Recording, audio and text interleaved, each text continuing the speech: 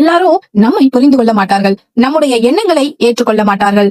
நம்முடைய வளர்ச்சியை பார்த்து மகிழ்வதற்கு பதிலாக சிலர் மனதில் பொறாமை கொள்ளலாம். நாம் நேர்மையாக வாழ்ந்தாலும் ஒழுக்கமாக நடந்தாலும் அதையே சிலர் வெறுக்கலாம். நம்முடைய வெற்றி அவர்களுக்கு பிடிக்காமல் இருக்கலாம்.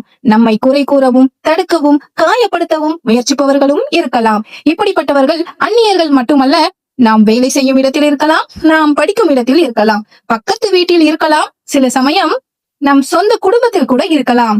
அவர்கள் சொல்வது நம்மை புண்படுத்தலாம், அவர்கள் செய்வது நம்மை சோர்வடைய செய்யலாம். ஆனால் அவர்களின் எண்ணங்களை மாற்ற முயற்சிப்பது நம் கடமை அல்ல. நம்முடைய மன அமைதியை காப்பதுதான் முக்கியம். நம்மை காயப்படுத்த நினைப்பவர்களை மனதில் சுமையாக வைத்துக் கொள்ளாதீர்கள். அவர்களை எதிர்க்க வேண்டிய அவசியமும் இல்லை. அவர்களை அமைதியாக புறந்தள்ளுங்கள். மனதில் வைராக்கியம் கொண்டு உங்கள் இலக்கை நோக்கி உறுதியுடன் முன்னேறுங்கள். ஒரு நாள் உங்கள் உயர்வே அவர்களுக்கெல்லாம் உங்கள் பதிலாக அமையும்.